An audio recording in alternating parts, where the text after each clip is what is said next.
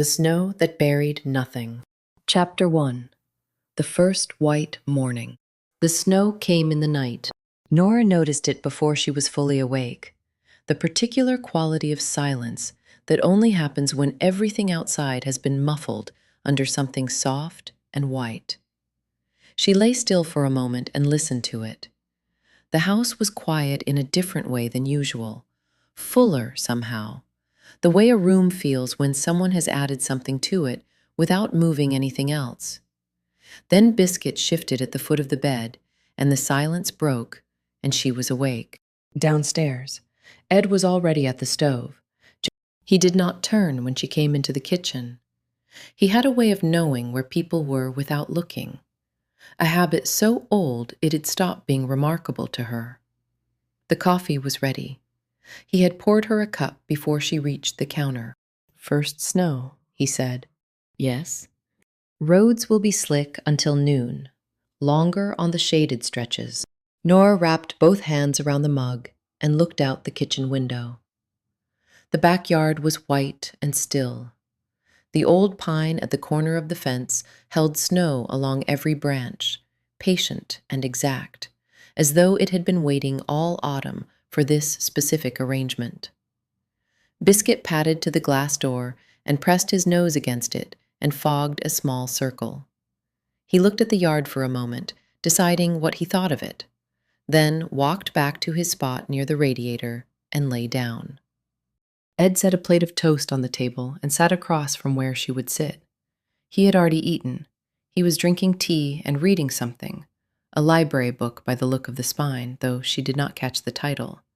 He read constantly, and never mentioned what he was reading unless she asked. "Cole called early," he said without looking up. "You were still asleep." "What did he want?" "He did not say. Left a number." Nora sat down and ate her toast standing up, which she knew bothered Ed slightly, and which she did anyway, out of a habit she had never managed to break. The kitchen was warm and smelled of toast and butter and the faint cedar of the wood stacked near the back door. Through the window, the sky was the color of old pewter, low and flat, and not done with snow yet. Main Street would have its Christmas lights on by now. The tree in front of Town Hall had gone up last weekend, a tall spruce the selectmen argued about every year. Too expensive, too much trouble, and then put up anyway. "You going to sit?" Ed asked. "In a minute." She called Cole from the kitchen phone. He picked up on the second ring, which meant he had been waiting. "Callahan, where are you?" "Home. My grandfather said you called. I need you at the Birchwood address, 14 Birchwood Lane. Medical examiner flagged something, and I want you there before we move anything." A pause, the kind Cole used when he was deciding how much to say. "It is Ellen Cross." Nora set her coffee down. Ellen Cross had taught English at Harrow Cove High School for 31 years. She had taught Cole. She had taught half the people in this town, some of them twice over when their children came through. Nora had been in her class at 16 and still remembered the particular way Ellen read aloud. Standing at the front of the room with a paperback whose spine had been cracked so many times it barely held, reading as though the words were meant for the air rather than the page, unhurried and completely unself-conscious. She had also written a history column for the Harrow Cove Gazette for the past 12 years. Ed read it faithfully. He had mentioned once, in the offhand way he mentioned things he actually cared about, that Ellen Cross was the only person in town who understood that local history was not about dates and buildings, but about the decisions people made when no one was watching. "What happened?" Nora asked. "Apparent suicide, hanging, but the ME wants a second opinion on the wound before I close it." His voice was careful in the way it got when he was holding something back, not from her, but from himself. The professional composure of a man who had been doing this for 30 years and still found certain cases harder than others. "Just come, Callahan." She hung up and looked at Ed. He was watching her with the particular stillness he had when he already understood the shape of something without needing the details filled in. It was not prescience. It was the accumulated habit of a man who had spent decades reading situations before they finished unfolding. "Ellen Cross," she said. He nodded once. He looked at his tea. Something in his face settled, the way a room settles when a door closes in another part of the house, a small shift in the air that changes the quality of the quiet. "She was writing something," he said, after a moment, "for the paper. She mentioned it at the church harvest supper last month. Said she had found something interesting in the old ledgers." He paused. She did not say what. Nora filed that away without knowing yet where it belonged. She put on her coat, her hat, her boots. Biscuit followed her to the door and stopped there, knowing already she was not taking him. She crouched and scratched behind his ears, and he accepted it with the dignified patience of a dog who understood the terms. "Stay with Ed," she said. He went back to a spot by the radiator. Outside, the cold was clean and hard after the warmth of the kitchen. The first snow was still thin, an inch at most, enough to cover the grass and the front walk and the hood of her truck, and to change the sound of everything. She scraped the windshield and got in and sat while the engine warmed, watching the defroster work its slow way across the glass. Down the street, a neighbor's Christmas lights blinked on in a window, red and green, cheerful and indifferent to everything. She pulled out carefully onto the empty road. Birchwood Lane was on the far side of town, the quiet residential side, away from the harbor and the noise of the docks. The houses there were older, set back behind established trees, the kind of neighborhood that looked the same in December as it did in July, except for the gardens. Ellen had lived in the same white clapboard two-story for 40 years, dark green shutters, a covered porch with a wicker chair that stayed out until the first hard frost, a ceramic pot near the door that held geraniums in summer and dead stems in winter. Cole's cruiser was out front. The medical examiner's van was parked behind it. A patrol unit sat at the curb with its lights off. Nora pulled in behind and walked up the front path. The snow had been walked through already, several sets of prints going in and coming back out. She noted that and kept walking. Inside the house was warm and quiet and orderly in the way that belonged specifically to Ellen Cross. Books arranged on shelves by subject and then by author. A writing desk near the front window with a mechanical typewriter centered on it and a neat stack of paper to one side. A mug beside the typewriter holding 2 pencils and a red pen. A small ceramic dish for paper clips. Everything in its place, with the comfortable precision of a person who knew where things belonged and put them there without thinking about it anymore. Cole was in the living room doorway. "Callahan," he said. "Inspector." He stepped aside. "The medical examiner." Dr. Aisha Reeves was crouching near the far wall, making notes in a small spiral pad. Nora had worked with her twice before and knew her to be direct and careful and allergic to speculation. The body had been lowered and lay on a wheeled stretcher covered by a sheet. On the side table near the armchair, a folded note, single page, typewritten. Nora did not touch it. She looked at it from where she stood. Then she looked at the typewriter on the desk, visible through the doorway. Then she looked back at the note. Something caught at the back of her mind, small and unformed. She could not name it yet. She filed it away. "Suicide note?" she asked. "Purports to be," Cole said. Dr. Reeves stood and crossed the room. She had the economical movements of someone who did not waste time on preamble. "The ligature mark," she said. "It is horizontal, runs straight around the circumference of the neck. In a genuine suspension hanging, the mark angles upward at the sides, toward the ears, following the path of the rope as the body's weight pulls downward." She demonstrated briefly with one hand against her own neck. "This mark is consistent with manual strangulation from behind, applied while the victim was upright. It is not consistent with hanging, as the mechanism of death." The room was quiet, except for the sound of someone moving in another part of the house. She was dead before she was hung, Nora said, or unconscious. The hanging was staged after the fact. Cole looked at Nora with the expression he used when he had already reached a conclusion and was checking whether she had arrived at the same place by her own route. "I want you on the interviews," he said. "Start with the daughter. She lives in Portland. I have the number." He paused. "And the neighbor, Harold Vance. He had a key to the house." "I know about Vance," Nora said. "Ed mentioned he and Ellen had tea on Thursdays." Cole made the sound that was not quite a sigh. "Of course he did." Nora took one more look around the living room before she followed him out.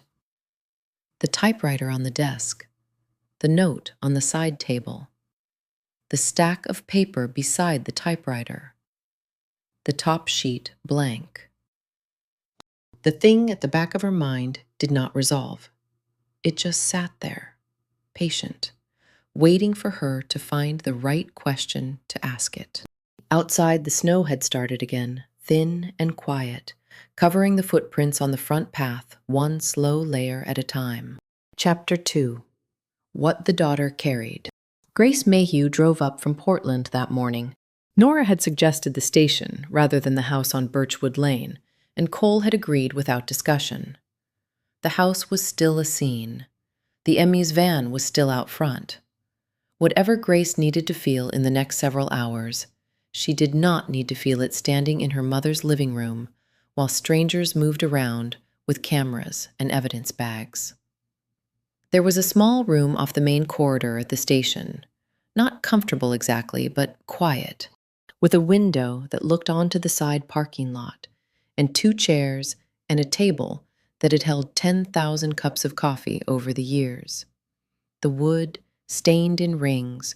Nora made fresh coffee and set 2 cups on the table and waited. Grace arrived at 10:30. She was a tall woman, lean, with her mother's cheekbones and a composed, careful face that had learned not to give things away easily. She wore a dark gray coat, good quality, and carried a leather bag over one shoulder. Her eyes were dry. That was the first thing Nora noticed. Not as a judgment. Grief came in every shape, but as a fact to hold alongside the others. The second thing was that when Nora had called that morning, Grace had not asked how her mother died. Nora had said, "Your mother has passed. We need you to come to Harrow Cove. We have some questions." Grace had said, "I will be there by 10. She had not said what happened, or was it her heart, or did she fall? She had said, "I will be there by 10, in a voice that was already braced. And she had hung up. People who were not expecting bad news asked how. People who were bracing for it sometimes already knew the shape of what was coming, even if they did not know the details. Nora poured the coffee and sat down across from her. "Thank you for coming so quickly," she said. Grace wrapped both hands around the cup the way Nora did with her own coffee on cold mornings, the automatic seeking of warmth. "Of course," she said. "Of course I came. I want to ask about your visit 2 days ago." Grace looked up, not surprised, just measuring something. The way a person measures the distance between where they are and where they are going to have to go. "Who told you?" she asked. "Harold Vance, your neighbor on the left. He recognized your car from previous visits." Grace was quiet for a moment. She looked at the coffee cup. She turned it slightly on the table. A small, precise quarter turn, as though aligning it with something that only she could see. "I came to see my mother," she said. "That is not unusual." "No. How long were you there?" 2 hours. A little more, perhaps. I got there around 2 in the afternoon and left before 5. How did she seem to you?" Grace considered the question with more care than it appeared to require on the surface. "She seemed well," she said finally. "She was in good spirits. She was working on something for the paper, a historical piece about the church. She had been going through old financial records, ledgers from the 1800s forward, looking at how the church treasury had been managed over the decades. She was excited about it, the way she got excited about research, that particular focused energy she had when she felt she was close to something interesting. Nora wrote that down. She wrote it slowly, giving Grace time to watch the pen and giving herself time to watch Grace watch the pen.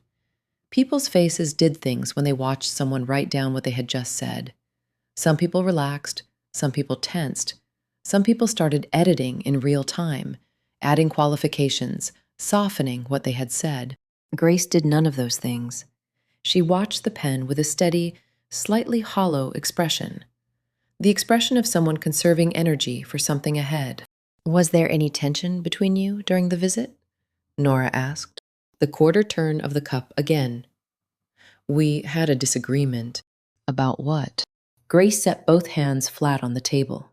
It was a deliberate gesture, a decision to stop managing the conversation and just move through it. "Money," she said.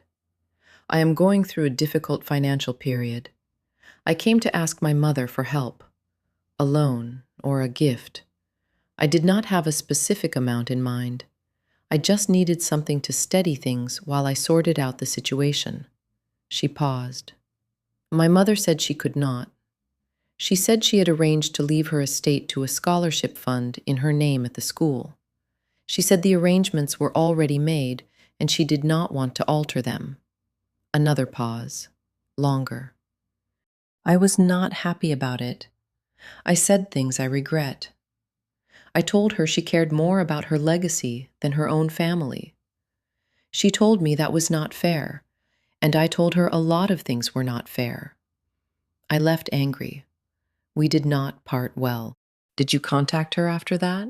"I called once, the next morning. She did not answer. I left a message saying I was sorry for the things I had said. I was planning to try again later in the week." Grace looked at the table. "I did not get to." Nora looked at her for a moment without writing anything. The room was quiet. From somewhere down the corridor came the sound of a phone ringing twice and stopping. "Did your mother seem frightened of anything?" Nora asked. "Or worried about anyone? Anyone who might have wished her harm?" Grace shook her head slowly. "My mother was a kind of person who collected people. She stayed in touch with former students from 30 years ago. She brought soup to the sick and showed up at funerals for people she barely knew because she believed it mattered to show up. She did not have enemies." She paused. "She had a sister." Nora looked up from her notebook. "Linda," Grace said. "Linda Cross, my aunt. They had a complicated relationship. I would not call it hostile, exactly. More like two people who loved each other and could not quite manage to be easy with each other. My mother found Linda difficult to read. She told me once that Linda had a way of seeming completely open and actually saying nothing at all." Nora wrote the name down. She had already written it earlier that morning, for a different reason. She looked at it now with a slightly different quality of attention. "Is there anything else you can think of that might be relevant?" she asked. Grace thought about it genuinely, looking at the middle distance with the concentrated expression of someone searching carefully rather than performing the search. "The research," she said finally. "The church history piece.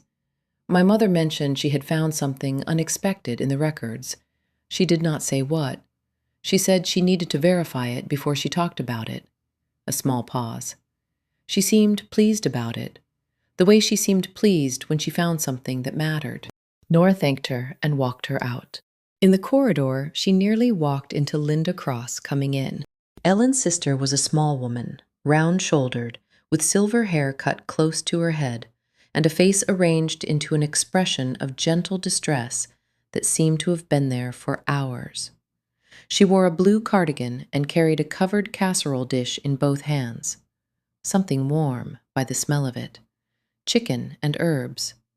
She had come, she explained to Officer Hennessy at the front desk, because she did not know what else to do, and she thought perhaps there were people here who had not eaten. Nora stopped. "Mrs. Cross," she said. Linda turned. Her eyes were red at the rims. She had been crying earlier and had stopped, the way people stopped when they needed to function, and grief had agreed, temporarily, to wait. "Yes," she said. "I am Linda Cross. Ellen was my sister." Her voice was soft and unhurried, the voice of someone accustomed to speaking carefully in difficult situations. The casserole dish tilted slightly, and she steadied it with both hands. "I am sorry to come here. I did not know where else to go. The house is still." "I understand," Nora said.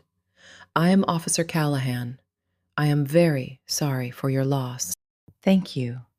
Linda looked at her with the open expression of genuine grief, or something shaped very much like it. "Do you know yet what happened? They told me it appeared to be a suicide, but I—" She stopped, steadied the dish again.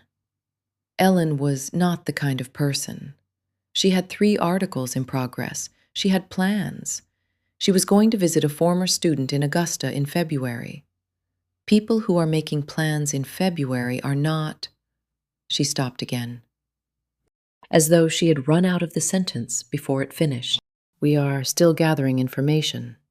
Nora said, "I would like to speak with you properly when you are ready, today or tomorrow, whatever is easier."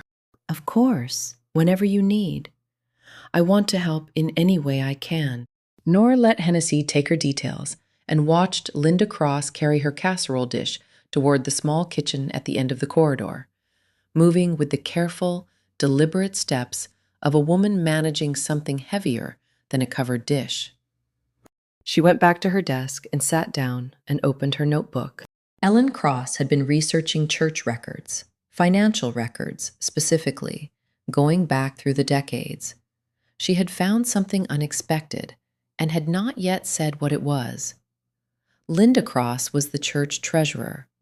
Linda Cross was also Ellen's sister, and Ellen had given Linda an ultimatum of some kind, or perhaps was about to, or perhaps Linda believed she was about to. Nora did not know yet which of those was true. She wrote all 3 possibilities down in the margin in small letters and drew a line connecting them, and then sat looking at what she had drawn. Through the window, the snow was still coming down, thin and steady, covering the town in its patient, indifferent white. Chapter 3. The Smell of a Secret. The interview with Harold Vance took place at his kitchen table. Nora had called ahead, and he had answered on the first ring and said, "Come whenever you like. I am not going anywhere," in the voice of a man who had not been going anywhere for some time. His house was next door to Ellen's on Birchwood Lane, separated by a low hedge that had been trimmed on Harold's side and allowed to grow on Ellen's, the kind of small difference that accumulated between neighbors over years without either of them deciding anything about it. Harold opened the door before she reached the porch. He was a tall man, heavy-set once but thinned by age, with white hair combed carefully to one side and large hands that did not know what to do with themselves. He was wearing a cardigan over a buttoned shirt, dressed as though he had expected company even before she called. "Officer Callahan," he said. "Come in, I have coffee." The kitchen was warm and slightly cluttered in a way that had a specific character to it, the clutter of a person who lived alone and had stopped editing the space for anyone else's comfort. Stacks of newspaper on the counter, a row of pill bottles arranged by size near the window, a calendar on the wall turned to November, not yet changed, a framed photograph on the shelf above the radiator, a woman in a summer dress standing on what looked like the harbor dock, squinting into the sun and laughing at something outside the frame. Harold saw her looking. "My wife," he said. "Margaret, 12 years ago this past August." He said it without self-pity, the flat, factual tone of a grief that had been lived with long enough to become familiar. He poured 2 cups of coffee and set them on the table and sat down heavily. "Sit, please." Nora sat. She took out her notebook and set it on the table without opening it yet. "You knew Ellen Cross well," she said. 40 years, Harold said.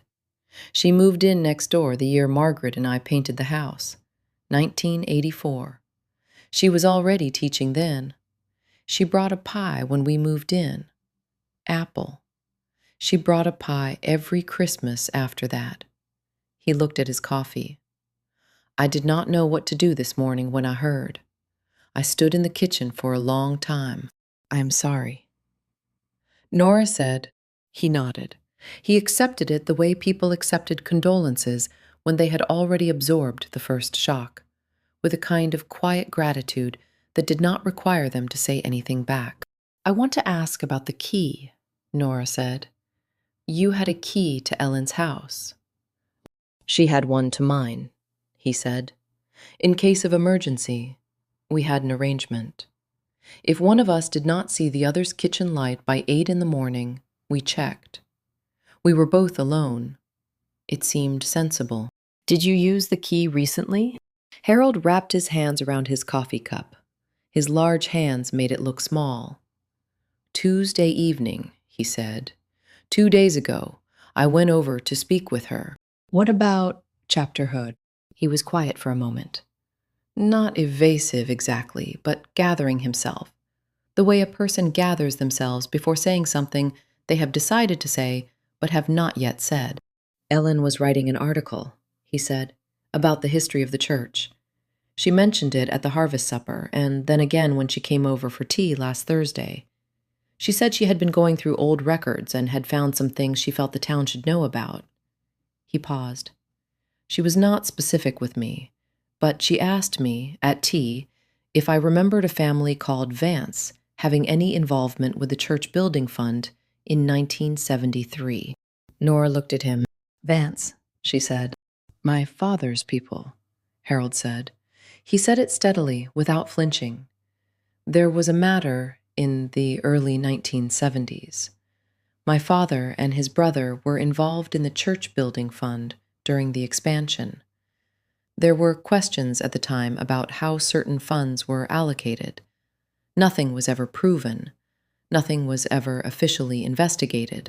It was the kind of thing that got smoothed over in a small town because the people involved were respected, and because it was easier to smooth it over than to pull on the thread. He looked at his coffee. Ellen found the thread, he said. And you went to ask her not to pull it. I went to ask her to consider what purpose it would serve after 50 years, he said. My father is dead. His brother is dead. The people directly harmed are dead. I asked her if the community needed to relitigate something that had already settled. He paused. She was kind about it. She listened to everything I said, and then she said she was sorry, but she believed the historical record mattered, regardless of how much time had passed. She was not unkind, but she was not going to stop. How did you leave things? I thanked her for hearing me out, and I came home, he said. I was not angry. I was disappointed. There is a difference. He looked at Nora directly. I did not harm Ellen Cross. I have thought about whether there is any version of events in which I could have done what was done to her, and there is not. I loved her. He said the last sentence quietly and without embarrassment. The way a man says something he has decided the situation requires honesty about. Not in a way she knew, not in a way I ever said, but I did. And that is not the kind of thing you say and then do what someone did to her. The kitchen was quiet. The refrigerator hummed. Outside the window, the snow had stopped, and the yard was flat and white and still. Nora wrote in her notebook for a moment. Then she closed it. Was anyone else there when you arrived Tuesday evening? She asked. Harold thought about it. Her daughter's car was gone by the time I got there. I saw it leaving as I was coming down the street, around 5:30. He paused.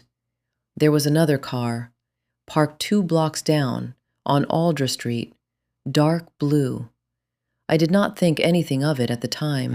Nora wrote that down. She drove back through the white and silent town and went home for lunch. Ed had made potato soup. He did this the way he did most things, without announcing it and without making anything of it. The soup simply there on the stove when she came in, the kitchen smelling of broth and thyme, and the particular warmth that accumulated in that room on cold days. Biscuit was at the window, watching the backyard, with the focused, undemanding attention he gave to yards and birds and patches of light. She sat down. Ed set a bowl in front of her and sat across with his own, and for a few minutes neither of them said anything. The snow had stopped. Through the window, the pine tree held its white branches without moving. "Harold Vance," Nora said finally. "Old family," Ed said. His father was Walter Vance, ran the hardware store on Main until the late 80s. He paused. There was a building fund situation in the early 70s, church expansion, the kind of thing that gets forgotten because the people with the longest memories decide it is better forgotten. Nora looked at him. "You knew about that." "I know about most things that happened in this town before I moved here." Ed said simply, "It is a small town. The stories do not go very far." Ellen Cross was going to write about it. Yes. He looked at his soup. Ellen Cross wrote about everything eventually. That was her gift and her particular quality of stubbornness. Nora ate for a moment. Outside, a chickadee landed on the fence post and looked at the yard and flew away again. "There are two ways to hide a secret," Ed said. He said it in the way he said things that mattered, without preamble, as though continuing a conversation that had been going on for some time. Bury it deep, or build something on top of it. Either way, the secret has a smell. The question is, who has been close enough to it long enough to carry that smell on them without knowing it anymore? Nora thought about Linda Cross steadying her casserole dish in the corridor, about Grace Mayhew describing her mother's research, excited, close to something interesting, about Harold Vance's father and a building fund from 50 years ago, smoothed over and settled. She thought about Linda Cross, church treasurer, financial records, Ellen finding something unexpected. The secret Ellen found. Nora said. It was not about the Vance family. Ed looked at her. Or not only, she said. She asked Harold about the Vances because she was tracing something forward, not just looking at what happened in 1973, looking at what came after. Ed said nothing. He looked at his soup with the expression he used when she was close to something, and he was deciding whether the next question would help or do the work for her. He picked up his spoon. "The church still has a treasurer," he said. Biscuit came away from the window and lay down under the table, heavy and warm against Nora's feet. She finished her soup and went back to work. Chapter 4. 3 doors on the same street. The church office was on Harbor Road, a white wooden building attached to the side of the main sanctuary by a covered walkway that rattled in wind. Nora had driven past it 10,000 times without ever going inside. She went in now. The door was unlocked. A small foyer with a coat rack and a table holding a stack of bulletins from last Sunday's service. A corridor beyond, doors on both sides, the smell of old wood and floor wax, and something faintly floral, probably candles or dried arrangements, the kind of smell that accumulated in buildings used for long ceremonial purposes and never quite left. A woman appeared from a door at the end of the corridor, middle-aged, with reading glasses pushed up on her head and a look of cautious welcome. "Can I help you?" "Officer Callahan," Nora said. "I am looking for the church workroom. I understand there is a sewing machine kept there." The woman's expression shifted slightly. Not suspicious exactly, but alert. The alertness of someone who had heard about Ellen Cross that morning and was now recalibrating every conversation accordingly. "Third door on the left," she said. "Is everything all right?" "Routine follow-up," Nora said. "Thank you." The workroom was small and practical. A folding table along one wall, shelves holding fabric and thread and boxes of miscellaneous supplies, a dress form in the corner wearing half a costume that appeared to be for a nativity pageant. The sewing machine sat on a separate table near the window, an older model, well maintained. On the shelf above it, 3 cans of sewing machine oil, the brand name printed in blue on white labels. Nora did not touch anything. She stood in the doorway and looked at the room for a moment, and then took 2 photographs with her phone and went back down the corridor. Outside, the cold had sharpened since morning. The clouds had thinned, and the light was the particular pale winter light that made everything look slightly overexposed. The white snow and the white church and the gray harbor all flattened into the same register. It would be dark by 4. It was already past 2. She drove to the evidence room. The rope that had been used was bagged and tagged and sitting on the second shelf. Nora signed it out and sat at the table and looked at it through the plastic without opening the bag. The rope was old clothesline, the braided cotton kind, the kind that had been in hardware stores since before she was born. It was dirty with age and showed a faint sheen in certain places where the fibers had been compressed. She photographed it and called Dr. Reeves. "The rope fibers," Nora said. "Has anyone tested them for contaminants?" A pause. The sound of papers. "Not specifically. The initial workup was cause of death and the ligature mark. Why?" "There is something on the surface. Could be oil. I want to know what kind. I can have it looked at. Tomorrow morning at the earliest." "That works," Nora said. "Thank you." She hung up and sat with the bagged rope for another moment. The suicide note was in the next evidence bag. She took it out carefully and set it on the table under the light. Typewritten on plain white paper, single page, the text was even, the spacing regular, no visible corrections. The letter E appeared throughout, clear and sharp, every instance of it the same. She put the note back and walked down the corridor to the small storage room where Ellen's typewriter had been brought in that afternoon. It sat on the shelf still in its evidence bag, a black underwood with round glass keys and the particular solidity of machines made to last. Nora signed it out and set it on the table beside the note. She put a fresh sheet of paper in the carriage and typed the opening sentence of the suicide note. The machine had a good action, firm and responsive, the kind you had to mean when you pressed a key. She typed the whole sentence and then looked at what the page said. Every E was blurred at the lower left edge, not illegible, but soft. The corner of the letter fading as though the type slug had been worn or slightly bent so that one edge of the metal did not meet the ribbon cleanly. The effect was subtle.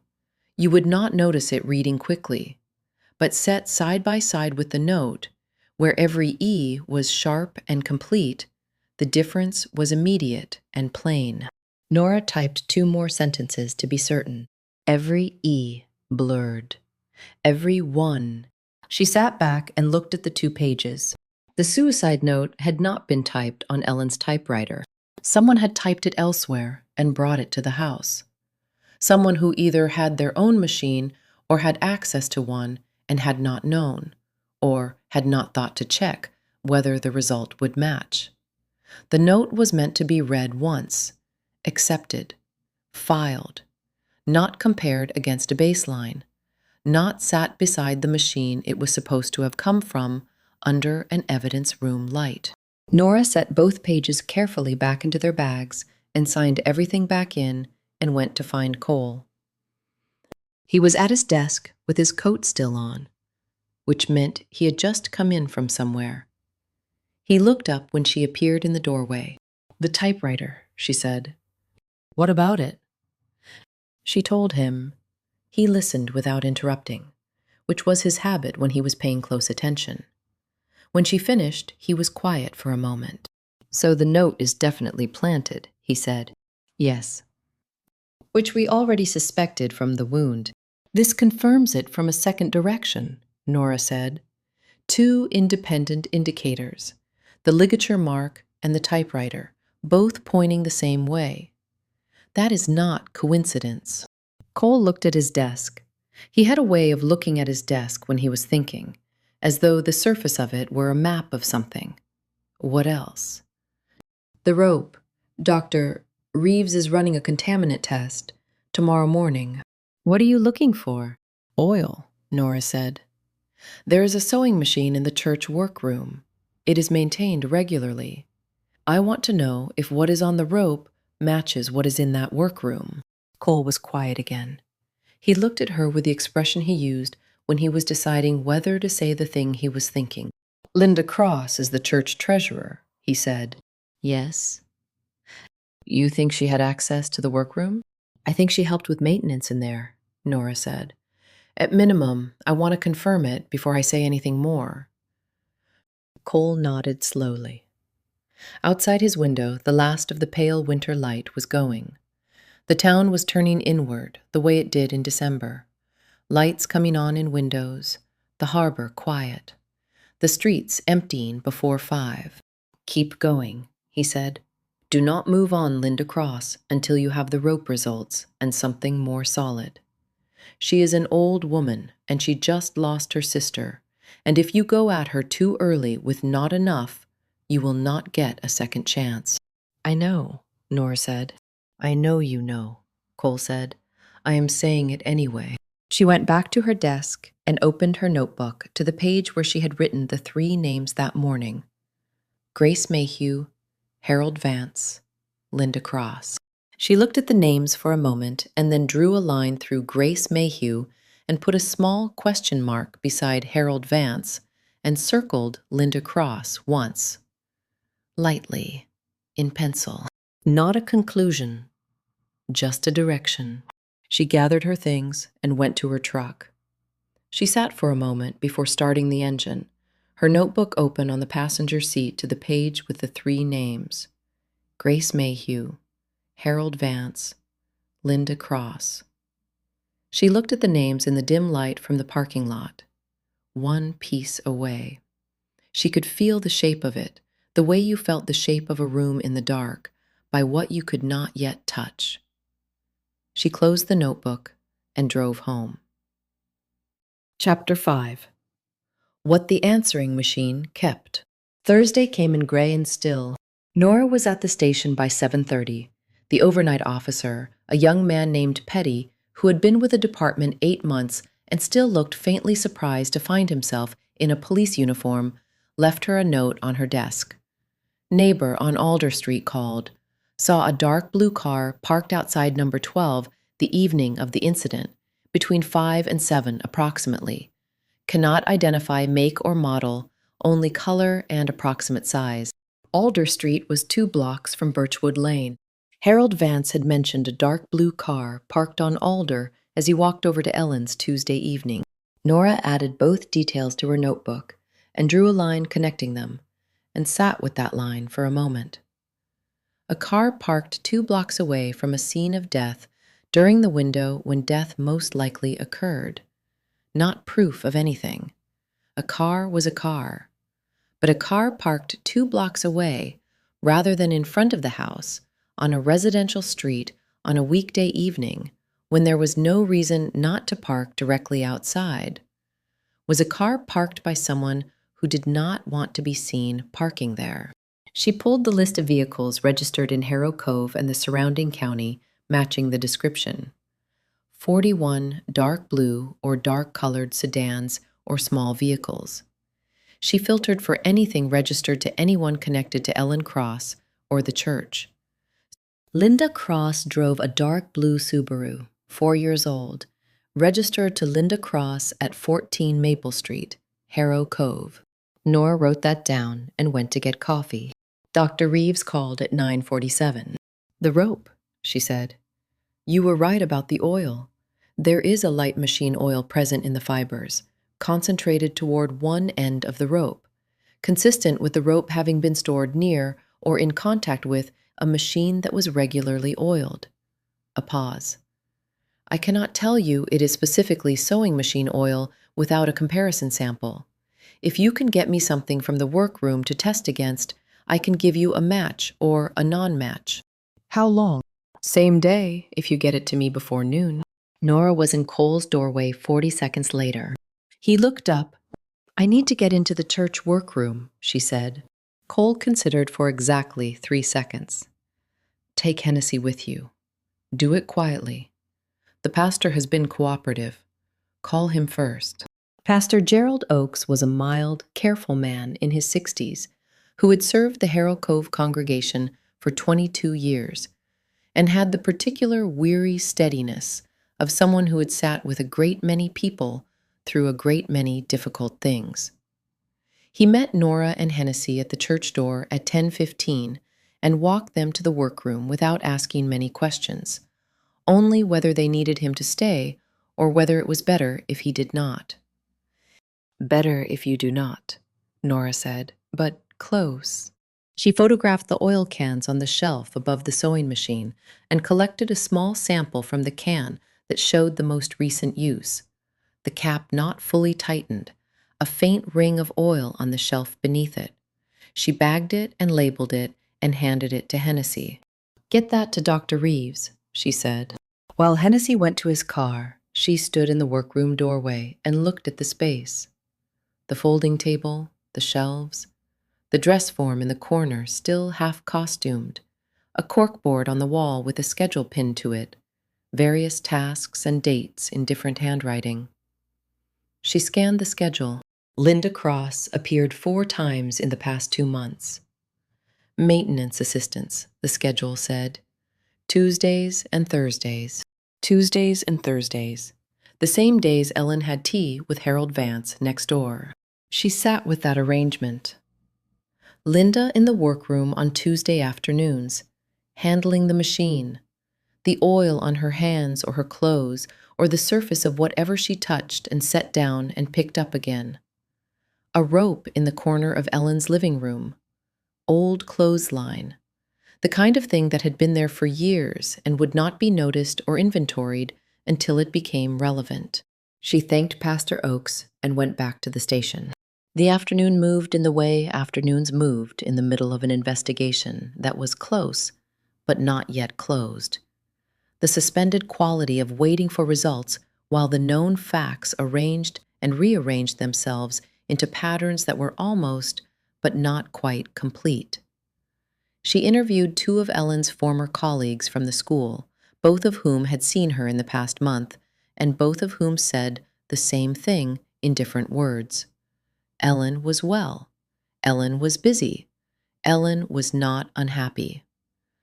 One of them, a retired science teacher named Douglas Fenn, mentioned that Ellen had called him 2 weeks ago and asked whether he remembered anything about the church accounts in the early 2000s. He had not been involved in the church and had nothing to tell her. He had thought it was an odd question at the time. The early 2000s, not the 1970s, not Walter Vance and the Building Fund. More recent than that, Nora drove to the county records office before it closed and pulled the church's registered financial filings for the past 10 years. The clerk was slow and the printer jammed twice, and she got the last pages at 4:53, 7 minutes before close. She sat in her truck in the parking lot with the heater running and went through them in the failing light. The numbers were dense and not her area of expertise, but she could see the shape of them, the broad structure of income and expenditure over time. And what she could see was a pattern of small, consistent withdrawals from the discretionary fund, averaging $900 every quarter for the past 5 years. Categorized variously as maintenance, supplies, and administrative costs. No single withdrawal large enough to draw immediate attention. No dramatic variance, just a steady, quiet, regular removal. $45,000 over 5 years. If the brief average held. She sat with that number for a moment. Then she drove home. The house was quiet when she came in. Ed was in the sitting room reading. Biscuit came to the door and accepted his scratching behind the ears and went back to the radiator. The kitchen smelled of something that had been in the oven earlier, a casserole or a roast, the warmth of it still present in the air. Nora hung up her coat and stood in the kitchen for a moment. The answering machine on the counter was blinking. One message. She almost did not press it. She had 3 things she wanted to write in her notebook before she lost the thread of the afternoon, and she was tired in the specific way that came from a day of almost knowing, of being one result away from the shape becoming clear. She pressed play. Static. Then breathing. Then Jamie's voice. He sounded tired. Not the tired of exhaustion, but the tired of sustained effort, the flatness of someone who had been holding something in place for a long time. "Hey," he said, "just calling to check on Grandpa. Tell him I'm fine." A pause. "No idea when I can get home. It is hot here. You would hate it." A short sound that was almost a laugh but came out quieter. "I have to go. Love you." Click. The machine beeped once and went silent. Nora stood in the kitchen with her hand still on the counter near the machine. It is hot here. She did not know where here was. She had not known for 4 months, which was the last time Jamie had called with anything like a location. The Marine Corps did not require Jamie to tell her where he was, and Jamie, in the considerate, slightly removed way he had developed over 3 deployments, did not offer information she did not have clearance to hold. It is hot here. She thought about that. She thought about the quality of his voice, the almost laugh, the way he had said, "You would hate it," which was a Jamie thing to say, a specific kind of warmth that arrived sideways, through teasing, the way it always had since they were children. She thought about how he had not said anything about coming home. He had said, "No idea when I can get home," which was different from saying, "I cannot come home," and different again from saying, "I will be home soon." It occupied a specific middle ground that she had learned over 3 deployments, to read as meaning he was being careful about what he was telling her. She pressed the button to save the message. In the sitting room, Ed turned a page. Nora picked up her notebook and her pen and sat down at the kitchen table and wrote for 20 minutes in the quiet, getting everything from the day down in the right order while Biscuit slept by the radiator and the December night settled over the house and the first stars came out cold and exact above the pine tree in the backyard. When she finished, she sat with a notebook closed in her hands and thought about Jamie's voice on the tape and the way it had said, "Love you," at the end, quick and certain, the same way he had always said it since they were small, as though it were a fact that did not require ceremony.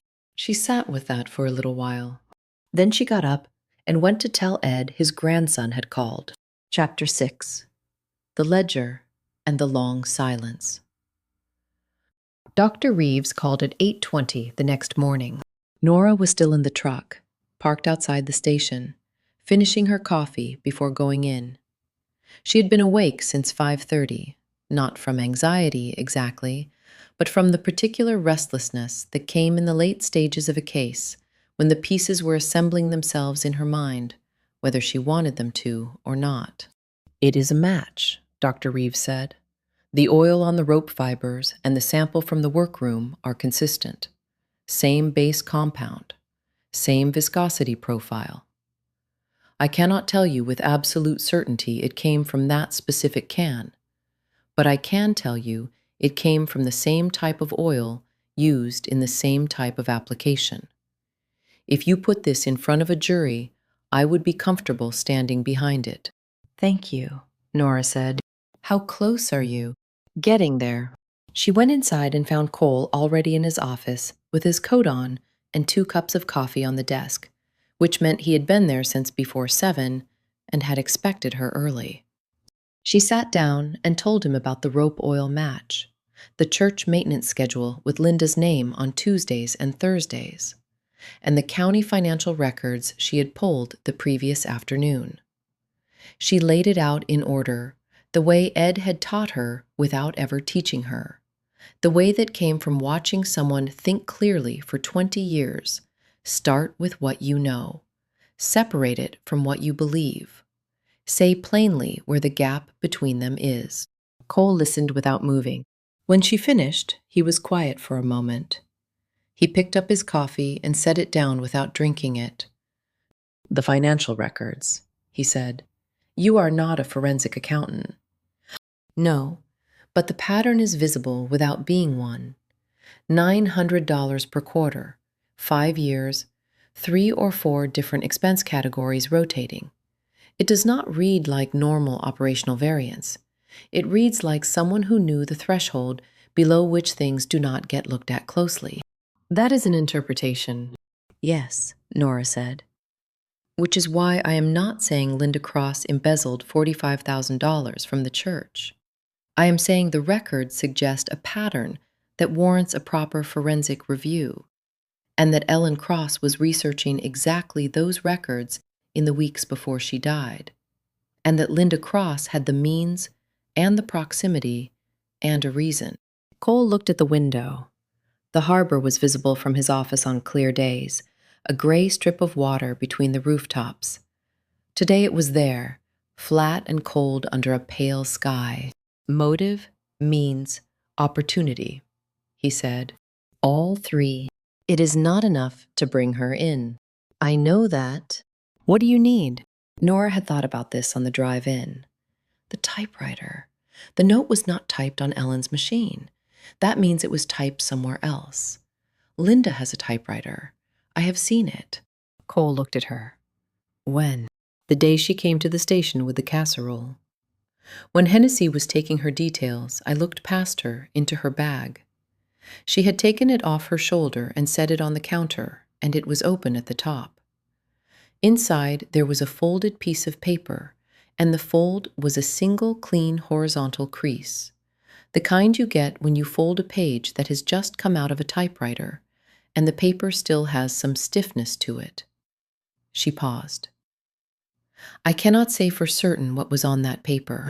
I can say the paper existed, and the fold was consistent." Cole was quiet for a long moment. "You want to get into her house," he said.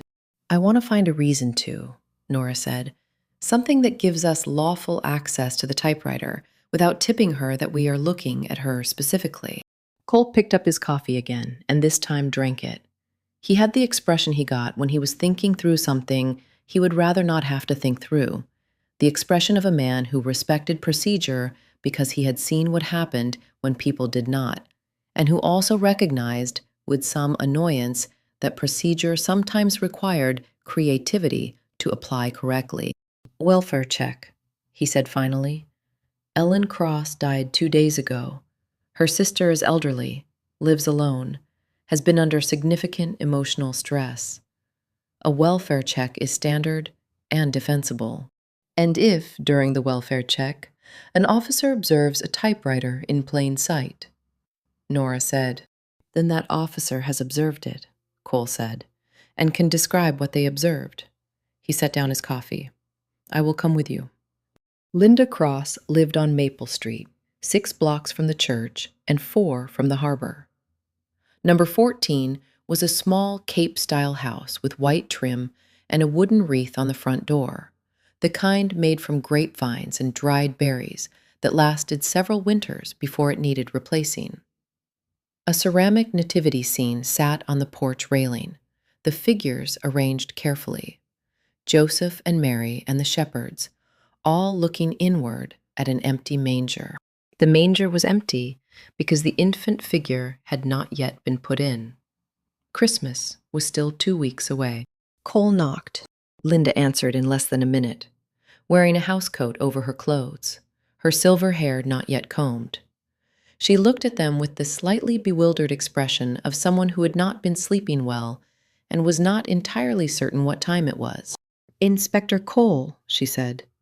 "Officer Callahan," a pause. "Has something happened?" "Nothing new," Cole said, in the particular gentle register he used for these moments. "We wanted to check in on you, make sure you are all right. This has been a difficult few days." "That is very kind." Linda stepped back from the door. "Please come in." The front room was tidy in the careful way of someone who maintained tidiness as a matter of discipline rather than ease. A bookcase along one wall, a love seat, a side table with a lamp and a small stack of library books, a writing desk in the corner by the window. On the desk, a typewriter.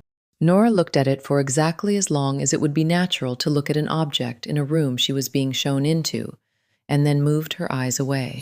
It was a portable typewriter, cream-colored, a different model than Ellen's Underwood, but the same era.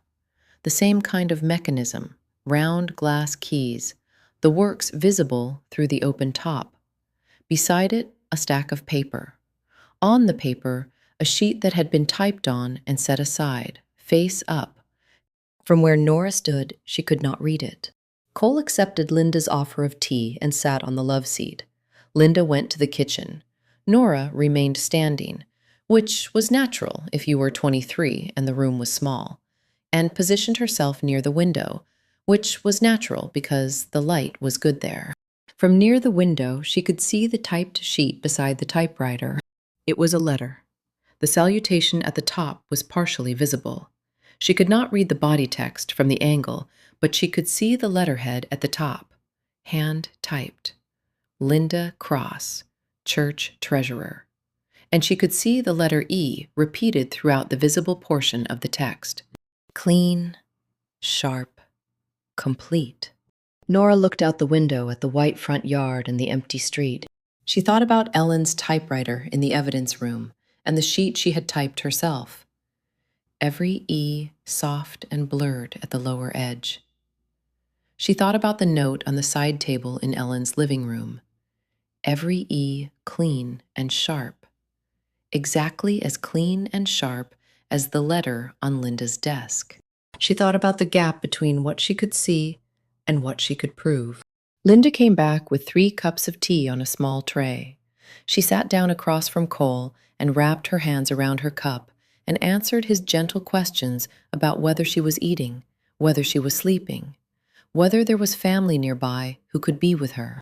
"My niece Grace will come next week," Linda said. "She called last night.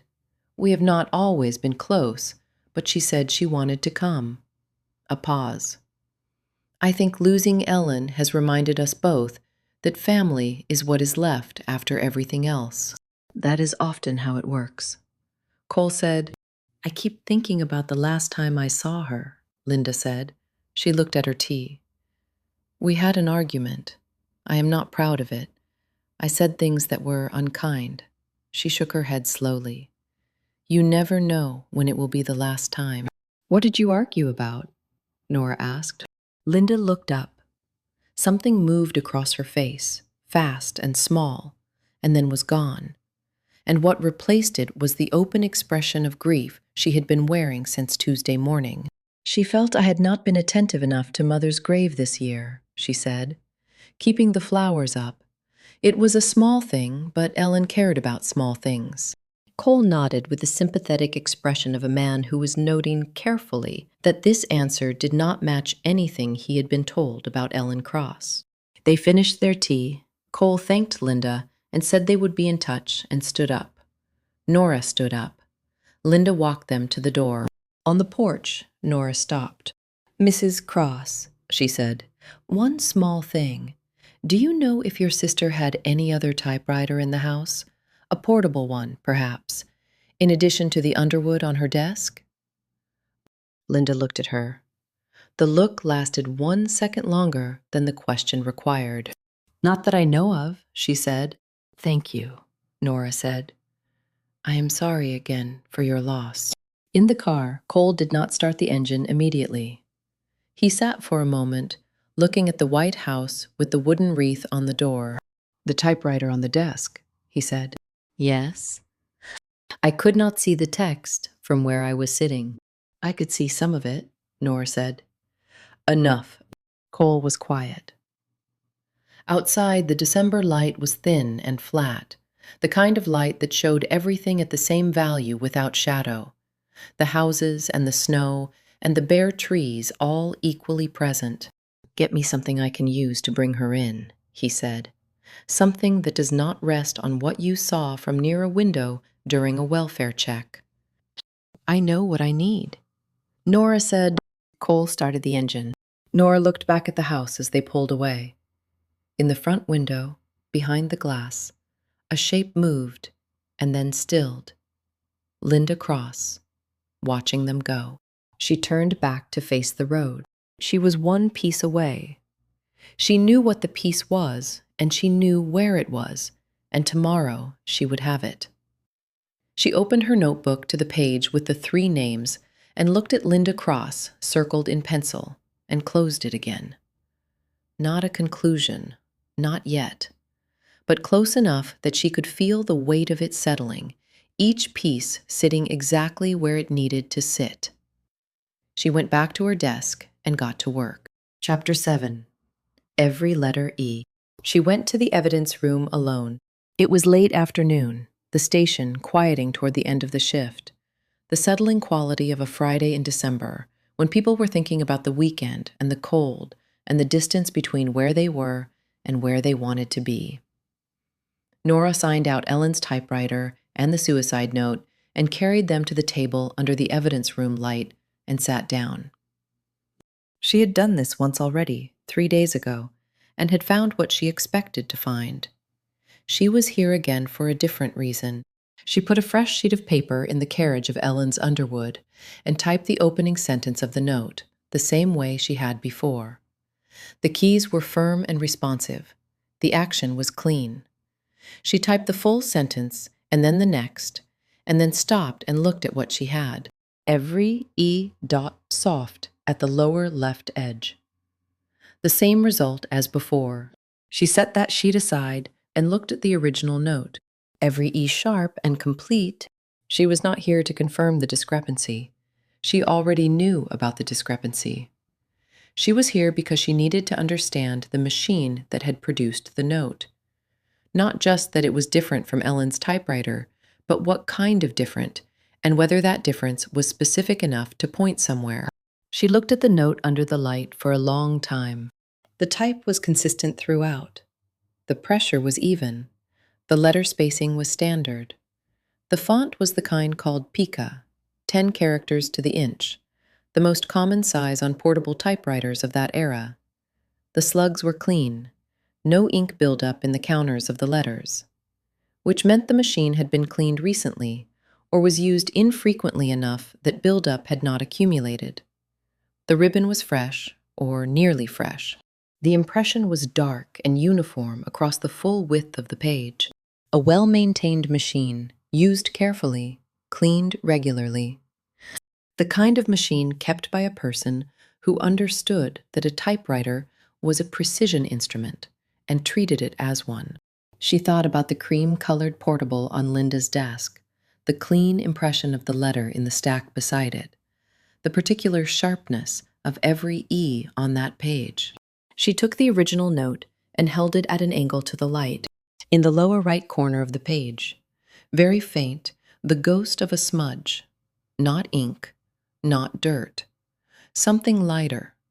A partial impression in the paper surface, as though the page had been resting against something textured when it was typed, and the pressure of the keys had transferred the faintest trace of that texture to the underside. She looked at it for a long time. She could not identify what had caused it. A book cover, perhaps.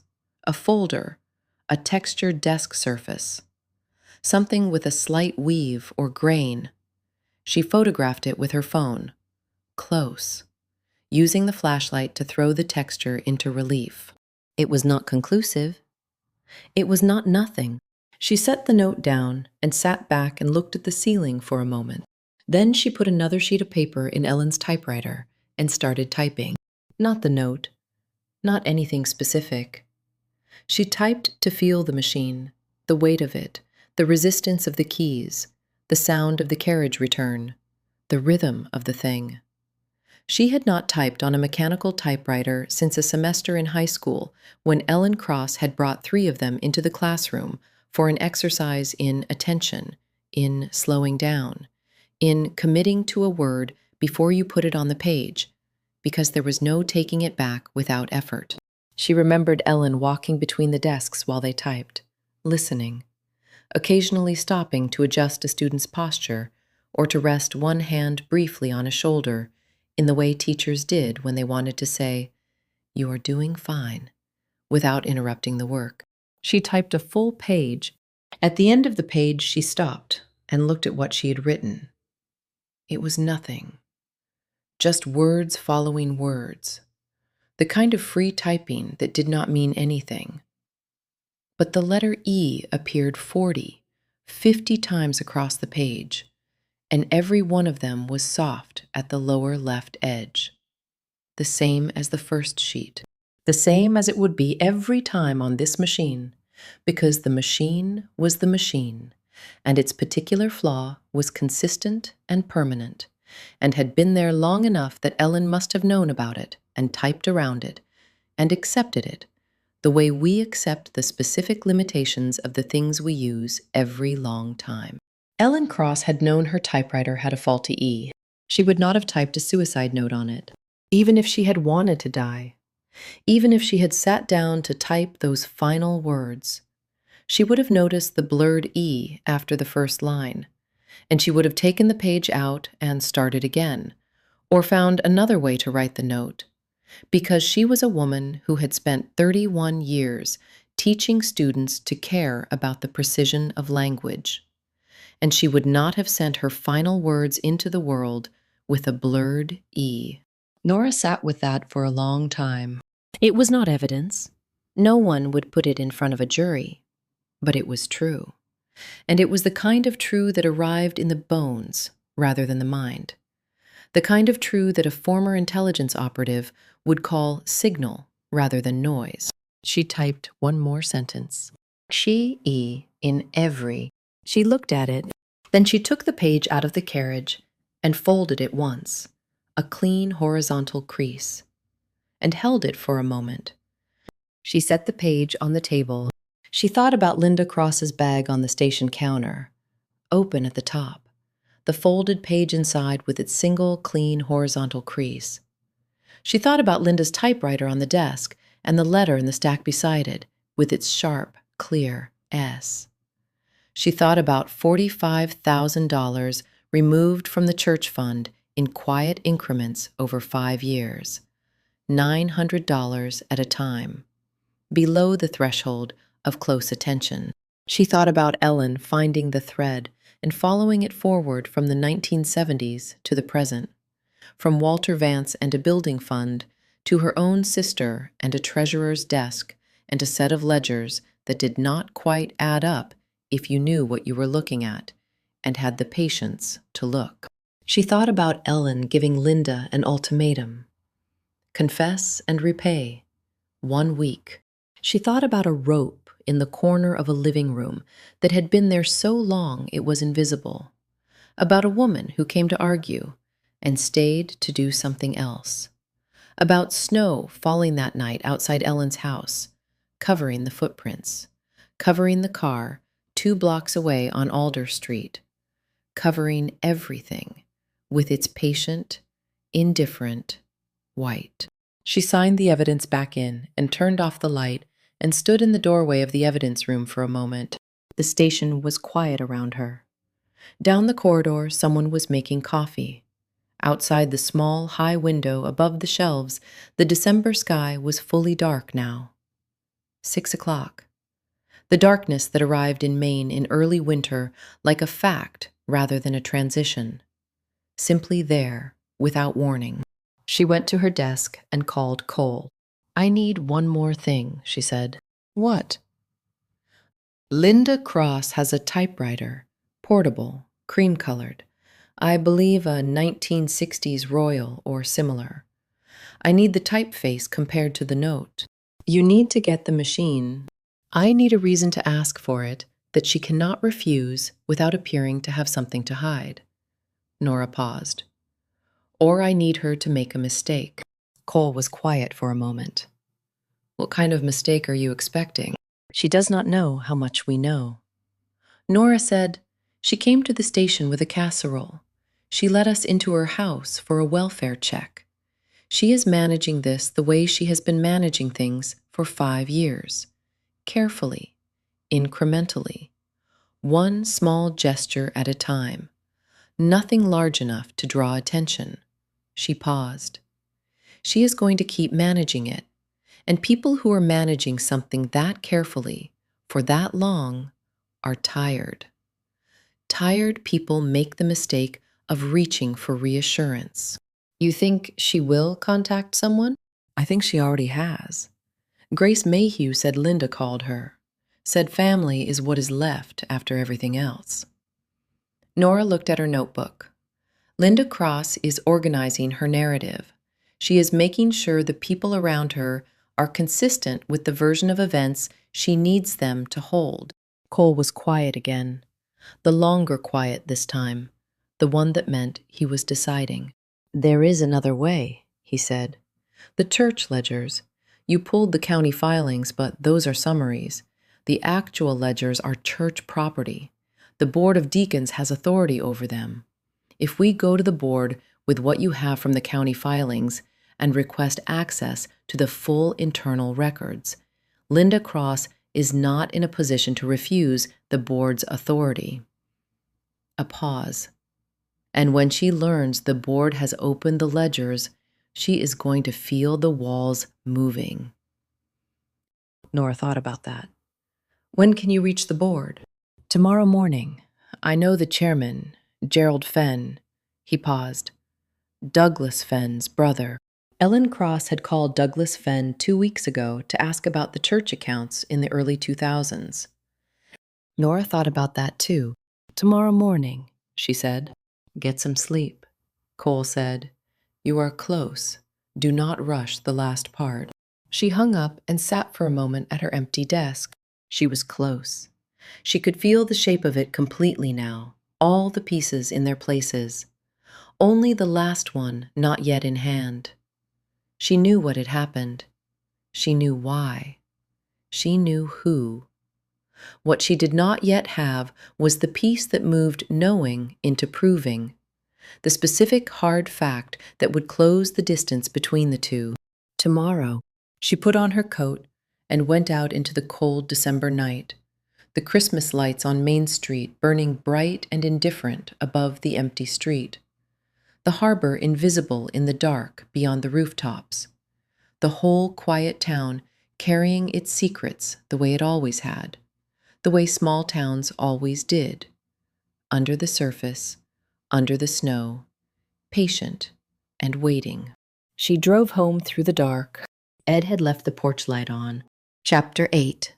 The Walls Move. Saturday morning came, clear and cold, the kind of cold that arrived after a front had passed through and left the air scoured and exact, every edge of everything sharper than it had been the day before. The harbor was visible from the end of the driveway in weather like this, a thin strip of gray water catching the low winter light, and Nora stood for a moment beside her truck, looking at it before she got in. Ed was still inside. He'd been up before her, as always, and had made oatmeal and left it on the stove, and gone out to tend something in the back garden that apparently required attention even in December. She had eaten standing at the counter and watched him through the window, moving among the dormant beds with the unhurried deliberateness he brought to all physical tasks, as though the work itself were a form of thinking. She had not told him where she was with the case. She had not needed to. Over dinner the previous night, he had asked 2 questions, both of them general, about the church and about the nature of financial crimes in small institutions. And she had answered them, and he had nodded and said nothing further, and she had understood that he had what he needed to know from her answers alone. She got in the truck and drove to the station. Cole was already there, which was not surprising, and Gerald Fenn, chairman of the Board of Deacons, was with him in the small conference room, which was more than she had expected by 8 in the morning. Gerald Fenn was a compact, precise man in his late 60s, with his brother Douglas's quality of careful attention, but a different temperament, more formal, more institutional. The manner of someone who had spent decades managing the business of a community organization and had learned that tone and process were often the same thing. He looked at Nora when she came in and then back at Cole. "This is the officer who has been working the case." Cole said, "My brother called me last night," Gerald said. "After Inspector Cole called, he told me about Ellen's phone call 2 weeks ago, the questions about the accounts." He paused. "I want you to understand that the board was not aware of any irregularity. If there had been any reason to suspect a problem with the accounts, I would like to believe we would have acted." "I understand," Nora said. She sat down. "What I have from the county filings suggests a pattern, but I cannot characterize it conclusively without the full internal records. What I can say is that the pattern is consistent with a long-term and systematic withdrawal from the discretionary fund in amounts calculated to avoid scrutiny." Gerald looked at the table. He had the expression of a man absorbing something he had already half prepared himself to absorb, but found on arrival more difficult than the preparation had suggested. "How much?" he asked. "Based on the pattern in the county filings, approximately $40,000 to $45,000 over 5 years. That figure could be higher or lower, depending on what the internal records show." Gerald was quiet for a long moment. "Linda Cross has been our treasurer for 11 years, he said. "She took the position after Margaret Hartley retired. She has been thorough and reliable and present at every board meeting for 11 years. He paused. "She brought food to every funeral." "I know," Nora said. He looked at her. "You are certain?" "I am not yet in a position to be certain," she said. "That is why I need the records." Gerald nodded once, a single firm motion, the nod of a man who had made a decision and was going to live in it. He reached into the inside pocket of his jacket and produced a set of keys on a plain ring. "The church office filing cabinet," he said. "The ledgers are in the second drawer, 11 years, each year its own binder." He set the keys on the table. "I want them back by end of day, and I want to know what you find before anyone else does." "You will," Cole said. Gerald stood. He looked at the keys on the table for a moment, then at Nora. "Ellen Cross was a good woman," he said. "She deserves better than what happened to her." He put on his coat and left. Cole looked at Nora. She picked up the keys. The church office was cold, the heat not yet turned on for the day. Nora worked through the filing cabinet methodically, pulling each year's binder and photographing the relevant pages, the discretionary fund ledger for each year, the quarterly summaries, the expense categorization sheets where each withdrawal had been recorded under its chosen heading: maintenance, supplies, administrative costs, the categories rotating in a pattern that was now seen across 11 years rather than 5. Unmistakable. It had started smaller. The first 2 years were clean, or appeared clean. Year 3, a single withdrawal of $300 categorized as supplies, no corresponding invoice. Year 4, 2 withdrawals. Year 5, the pattern establishing itself, quarterly, consistent, the amount increasing gradually from 300 to 600 to 900 as the routine proved sustainable and the scrutiny did not come. 11 years of records. The total, when she added it across all 11 years, was not $45,000. It was $61,400. She sat for a moment with that number. Then she photographed the last page and put the binders back in the drawer in order and locked the cabinet and drove to the station. She gave Cole the photographs and told him the number and watched his face. He was quiet for a long time. 61,000, he said. Yes. That changes the motive calculation. It does, Nora said. 45,000 is serious. 61,000 is a different level of desperation. Ellen was not just threatening Linda's reputation. She was threatening everything. The house, the savings, possibly criminal charges. Linda Cross, at 68, facing criminal fraud charges for 11 years of systematic embezzlement. She paused. That is not a woman with a choice. That is a woman with a wall. Cole looked at his window. The harbor was bright in the cold, clear morning, a boat moving slowly toward the mouth of the channel. I want her brought in, he said, today, but I want to do it right. I want the typewriter comparison done first, so we go in with the note as well as the financial records. He turned from the window. Can you get me the typewriter without tipping her? Nora had been thinking about this since the previous night. The board, she said. Gerald Fenn is going to have to inform Linda that the records have been reviewed. He is going to have to convene an emergency board meeting. The moment that call goes out, Linda Cross is going to know the walls are moving. She paused. She is going to reach for something. The phone, her car, the typewriter. Cole looked at her. She might destroy it, he said. She might try. Then we cannot wait for her to make a move. Nora thought about Linda Cross in the station corridor, steadying her casserole dish. Linda at the door of her house in a housecoat, with her hair not yet combed, watching them go with the careful expression of a woman who had been managing something for a long time and had not yet stopped. She thought about the typewriter on the desk and the clean, sharp E's on the letter in the stack beside it. I want to talk to Grace Mayhew again, she said. Cole looked at her. Why? Because Grace said Linda called her. Said family is what is left after everything else. Nora looked at her notebook. Linda is building her support, making sure the people around her are consistent. If Grace knows what her mother actually found in those records, she is going to have a different conversation with Linda than Linda is expecting. She paused. And Grace is angry. She has been angry since her mother refused to help her financially. She came to Harrow Cove 2 days before her mother died to ask for money and left without it. Another pause. Grace does not know yet that the money her mother refused to give her may have been going to a scholarship fund that Linda knew would never be funded because the estate would be consumed in restitution. Cole was very still. Linda knew about the estate arrangement, Nora said. Ellen told her. When Ellen gave Linda the ultimatum, she almost certainly told her what was at stake. Confess and repay, or I go public.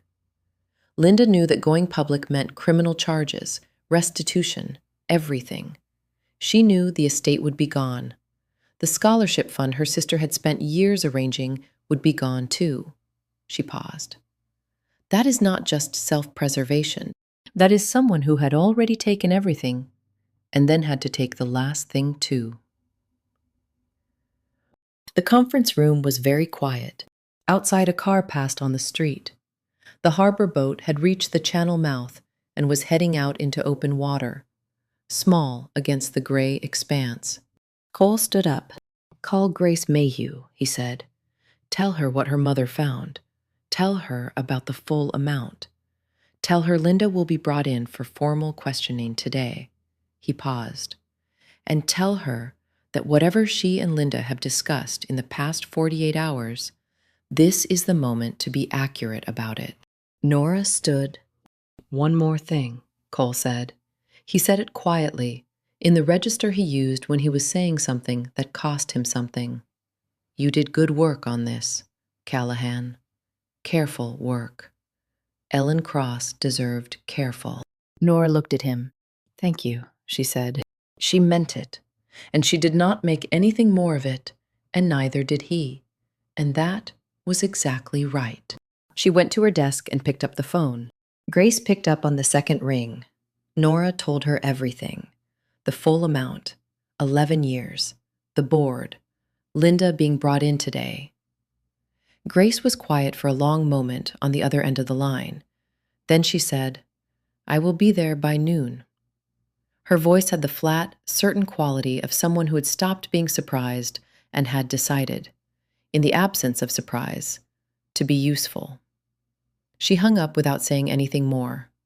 Nora set down the phone and reached for her coat. Chapter 9. What the Snow Covered. Grace Mayhew arrived at the station at 11:30. She had driven up from Portland again, the second time in 4 days, and this time she had not asked how long it would take.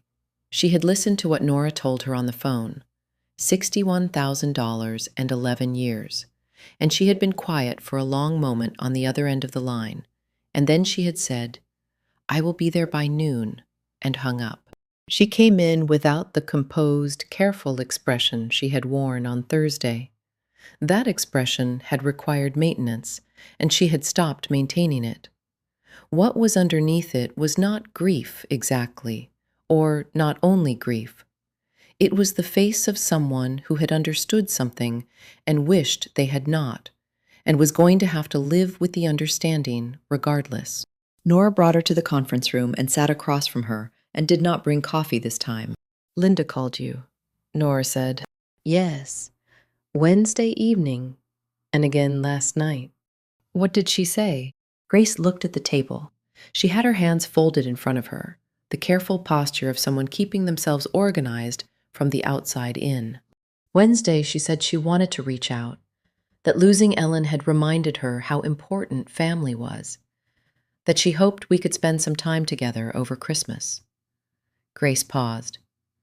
She said Ellen had been under a great deal of stress before she died, that she had been confused about certain things, that grief sometimes made people interpret ordinary situations in ways that were not accurate. "She was building a narrative," Nora said. "Yes," Grace said it flatly, without softening it. "I understand that now. At the time, I thought she was just—" She stopped. "I wanted to believe she was just grieving. It is easier to believe that." "What did she say last night?" Grace unfolded her hands and refolded them. "She said the church board had been in contact with her, that there was going to be a review of the financial records. She said it was routine, a formality following a treasurer's bereavement, standard procedure." A pause. "She said she was not worried about it, but that she wanted me to know in case I heard anything, so I would not be alarmed." "And were you alarmed?" "I was—" Grace looked at Nora directly. "My mother called me in October. She said she had found something in her research that troubled her and that she needed to think carefully about what to do with it. She did not tell me what it was.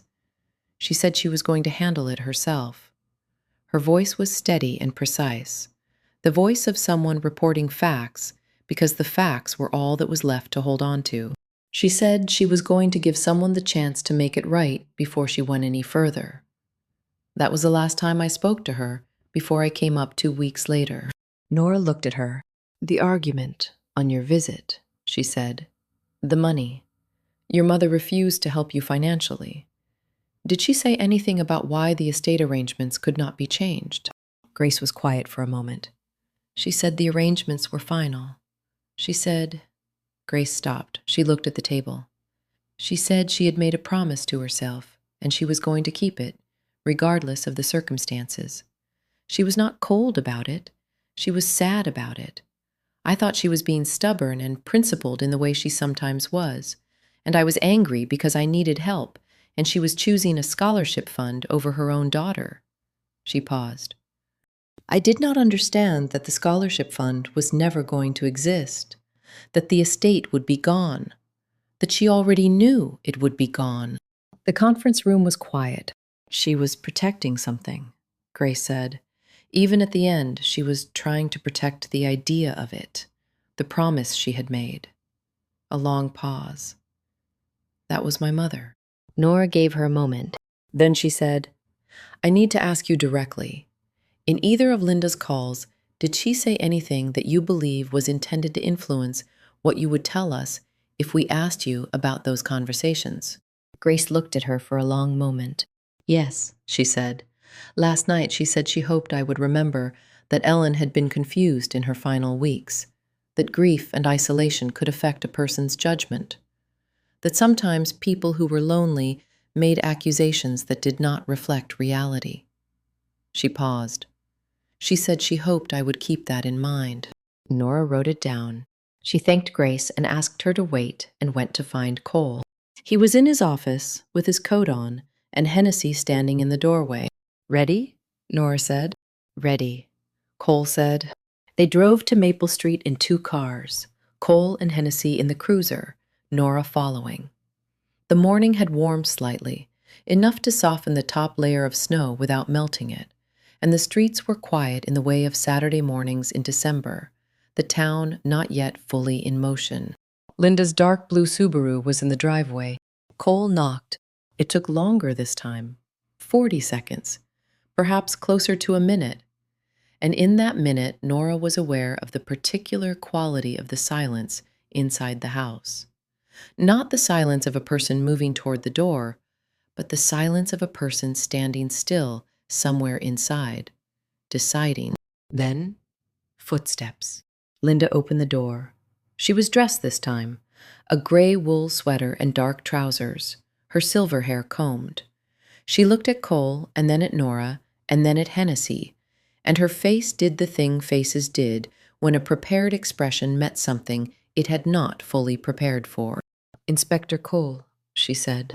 "Mrs. Cross," Cole said, "we need you to come with us." A pause. "Am I being arrested?" "We would like you to come in for formal questioning." Cole said, "You are not under arrest at this time, but I want to be clear with you that the questions will be serious, and I would recommend you contact a lawyer before we begin." Linda looked at him for a long moment. Then she looked at Nora. It was a particular kind of look. The look of a person who had spent several days calculating and had now reached the end of the calculation and found that the number was wrong.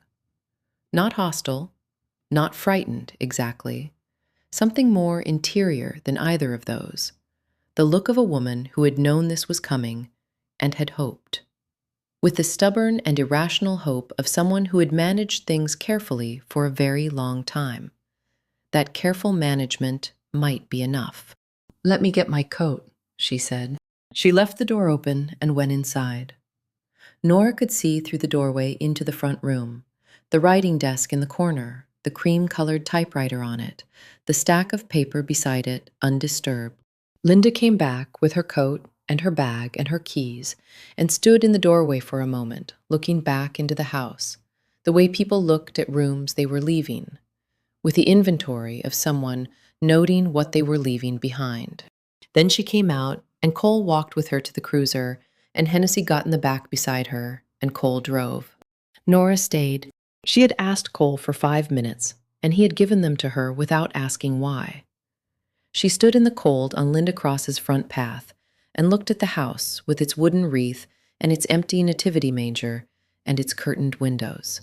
She thought about Ellen Cross in that house 40 years ago, bringing a pie, bringing herself, teaching 3 generations of Harrow Cove, writing her column every week, small, careful sentences about a town that had been there long before any of them and would be there after, finding a thread in the old ledgers and following it forward with the same patience she had brought to everything, all the way to the end of it, all the way to her sister.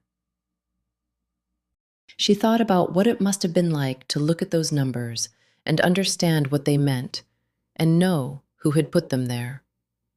To sit across from your sister and say, "I know what you have done, and I am giving you the chance to make it right."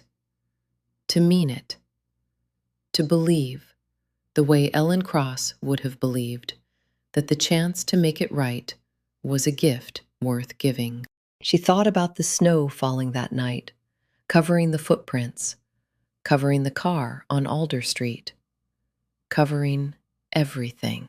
She thought about the note on the side table and the blurred E on every page of every document that had ever come out of that Underwood, and how Linda had not known about the E, had not thought to check, because you did not think to check for things like that when you were doing what Linda had been doing, and you needed it to be over. She stood on the path for the full 5 minutes. Then she got in her truck and drove to the station. Cole was already in the interview room with Linda when she arrived. Nora watched through the window for a moment. Linda was sitting very straight in the chair with her hands folded on the table, her coat still on, her bag on the floor beside her. She was looking at a point on the wall above Cole's head with the fixed quality of a person who had decided on an expression and was going to maintain it. Cole was not speaking yet. He was arranging papers on the table with the deliberate, unhurried patience of a man who understood that silence in this context was its own form of pressure. Nora went to her desk. She opened her notebook to the page with the three names: Grace Mayhew, Harold Vance, Linda Cross. She looked at the names for a moment. Then she drew a careful line through Linda Cross's name. Not dismissal. Completion. The difference mattered. She closed the notebook and went in. Cole looked up when she entered and placed the last document on the table. The photograph of the county financial filings with the pattern of quarterly withdrawals highlighted across 5 years. And beside it, the photograph of the full 11-year ledger summary she had compiled that morning.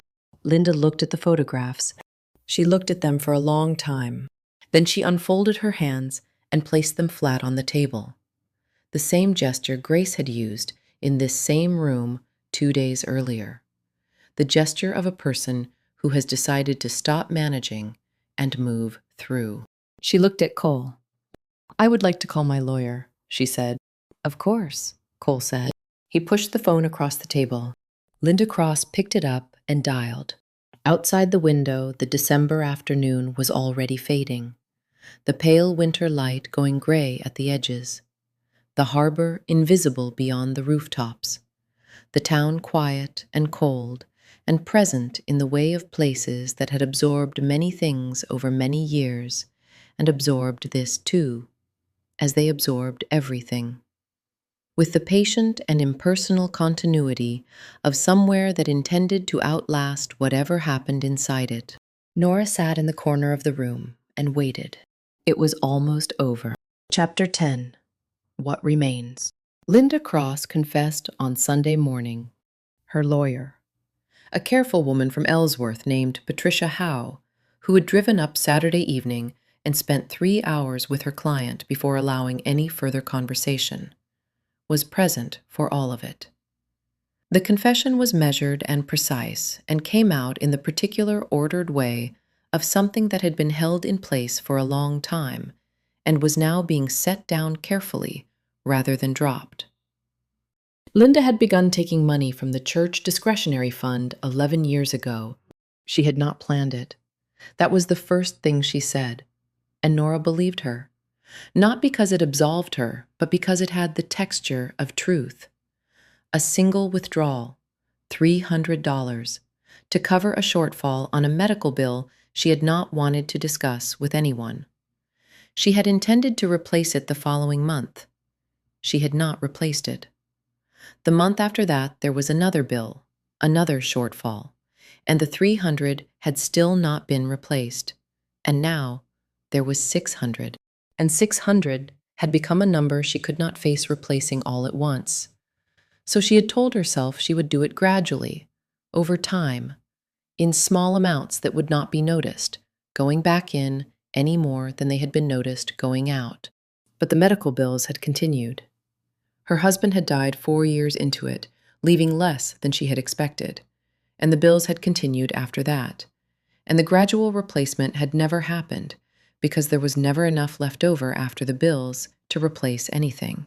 And the number had grown the way such numbers grew when you stopped looking at them directly, through accretion, through the quiet accumulation of months in which the immediate crisis was always larger than the long-term one. $61,400 over 11 years. She said the number herself, without being told it. She had known the number exactly.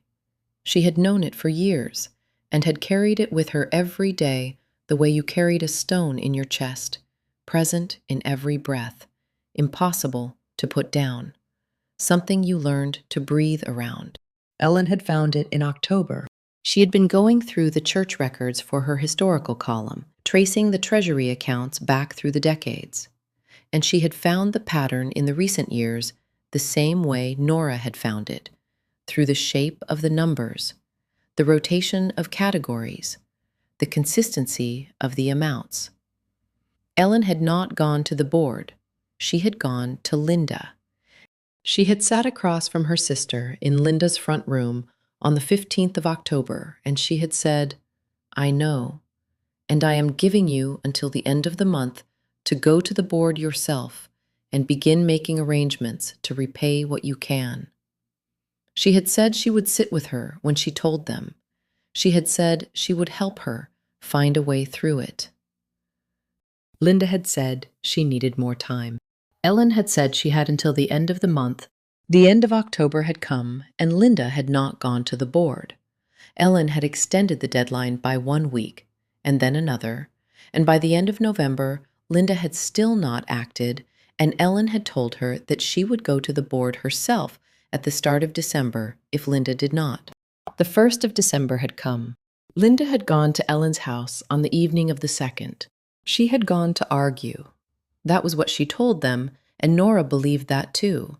Believed that Linda Cross had walked up the path to her sister's house in the early December dark with the genuine intention of arguing, of finding some other arrangement, of buying more time in the way she had been buying more time for 11 years.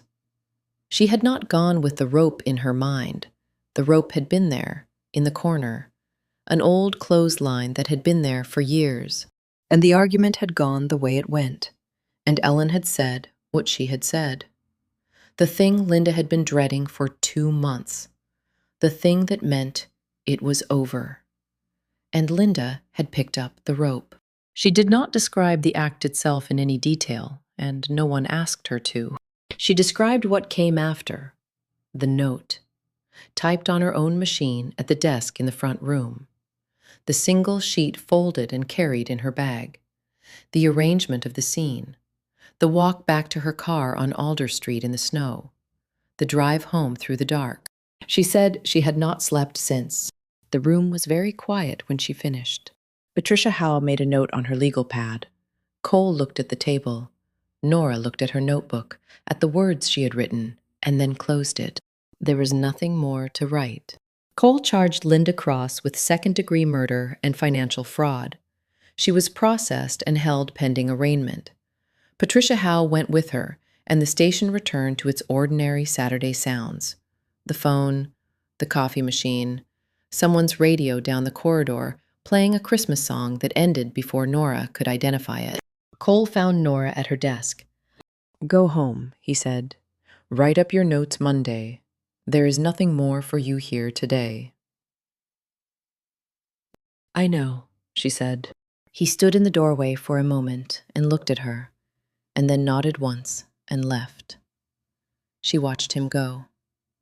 "Thank you," she said to the empty doorway. She sat for a moment at her empty desk in the quiet station. She thought about Ellen Cross reading aloud at the front of a classroom. A paperback with a cracked spine, words meant for the air. She thought about the letter E, blurred at the lower left edge, the particular flaw of a machine used so long and so faithfully that its imperfections had become part of its character, inseparable from the work it produced. She thought about a woman who had taught 3 generations of this town to care about precision and honesty and the weight of words, and who had extended deadline after deadline to her sister because she believed in the chance to make things right, and who had been wrong to believe it, and who had believed it anyway, because that was who she was. And you could not be who you were only when it was safe. She put on her coat and went outside. The afternoon was cold and very clear.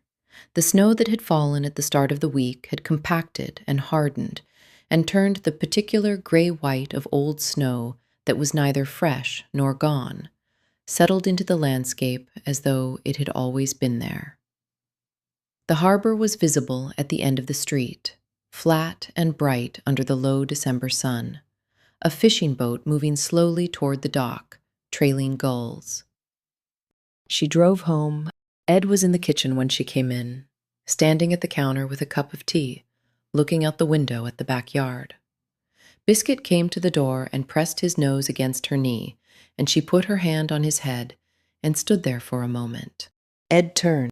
He looked at her face and understood, the way he understood things, through the quality of her stillness rather than anything she said.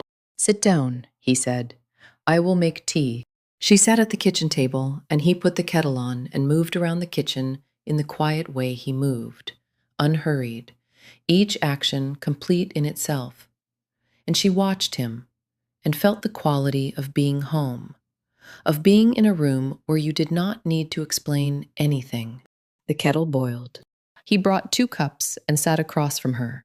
"Linda Cross," she said. "Yes?" She confessed this morning. Ed nodded once. He looked at his tea. "Ellen would not have wanted it to go this way," he said. "She was not that kind of person. She would have wanted it resolved quietly, if it could have been resolved quietly." He paused. "But it could not." "No. Some things cannot be resolved quietly," he said. "The only question is whether what is true gets said." Nora looked at her tea. Outside the window, the pine tree held its bare branches against the pale sky, patient and exact. Biscuit settled under the table against her feet, warm and heavy and present. She gave her so many chances. Nora said, "Yes." "And it did not matter." "It mattered," Ed said. He said it quietly and with certainty, the way he said things that he had considered and found to be true. It mattered to Ellen.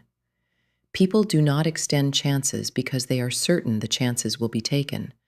They extend them because not to would be a failure of the kind they cannot live with. He looked at his tea. Ellen Cross lived with herself until the end. That is not nothing. Nora sat with that. The kitchen was warm and smelled of tea and the last of whatever Ed had made for lunch, and the faint cedar of the wood by the back door. Through the window, the afternoon light was going, the pale December sun dropping behind the tree line, the shadows long and blue across the white yard. She thought about Jamie. "It is hot here. You would hate it. No idea when I can get home." She thought about the quality of his voice on the tape, the careful cheerfulness of it, the almost laugh. She thought about what it meant to carry something you could not put down and could not fully share, the weight of it in every breath, the learning to breathe around it. She thought about the answering machine on the counter with the saved message in it. "Ed," she said. He looked at her. Jamie sounded tired. Ed was quiet for a moment. He looked at his cup with the particular expression he used when he was deciding how much of what he knew was useful to give and how much would do her work for her. "He has sounded tired for 2 years," Ed said finally. Nora looked at him. "You think something is wrong?" "I think Jamie is doing what he has always done," Ed said. "He is managing. He is keeping the hard things at the center and presenting the edges." He paused. "He is very good at it. He learned it young." A pause that carried something in it, something old and specific, a knowledge of how such learning happened and what it cost. "So did you?" The kitchen was very quiet. "He will come home when he can," Ed said. "And when he does, we will be here. That is what we can do." He picked up his cup. "It is enough." Nora looked at the window.